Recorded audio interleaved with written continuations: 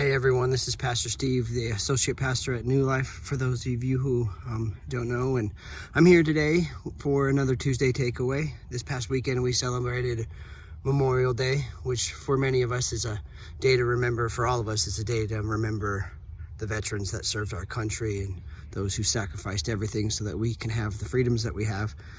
And that definitely has special meaning to myself, as I served in the Army and had a number of friends pay that sacrifice for us. So for others, Memorial Day is a day to reflect on those who lost. And yesterday we spoke on grief, and I just want to remind everybody the takeaways from yesterday, and that there's no timetable for the grieving process. You may be grieving stuff that happened years ago, and that's okay. And you may have heard somebody say, "Aren't you over this yet?" And it may seem like somebody else got over their tragedy or their trauma before you did. And you may have gone through something that doesn't make any sense to anybody. So I'm at the Lewistown Cemetery today, and I chose to sit underneath a tree for a reason, because 13 years ago on Memorial Day, the Lord did a great work in my life, where He delivered me from the nightmares and the stresses that I was having from not going to war. Yeah, that's right. I injured myself in the Army and was medically discharged before I had the chance to go, and I watched my unit go to Iraq.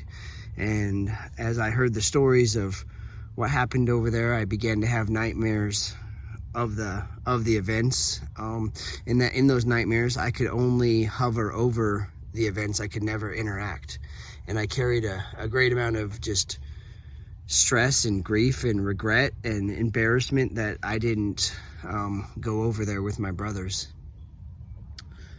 So about 6 years after my time in the Army, it was Memorial Day weekend, and I was at a church service, and they started playing this video to honor vets, and I bolted out of the church and started weeping. And it was really hot outside, so my eyes started sweating actually. And I went and sat underneath this tree and had a conversation with God, and I just said, "I don't understand, because I feel like You've given me this warrior spirit. I've always had a fighting mentality. I've always embraced struggles and difficult things, and I thought that the Army was perfect for me." And in that moment, I heard the voice of the Lord, as clear as I've ever heard it in my mind, say, "You're right, Steve, I gave you a warrior spirit. I just had a different war for you to fight." And in that moment, it was just this absolute moment of clarity where it all made sense. And in that, I found deliverance. I have never had another nightmare, the survivor's guilt or whatever it's called. I don't have that anymore.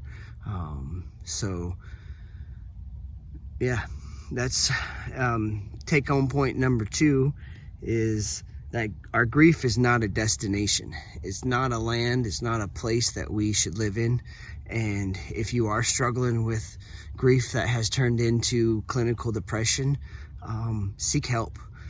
Find counseling. Come to the church. Call us if you're one of our people who watch online. Give us a call at the church and let us talk with you and pray with you and work with you and help you find resources to get out of that land, because grief is not a place we're supposed to live. And that moves us on to our third point, that the destination for grief is the cross.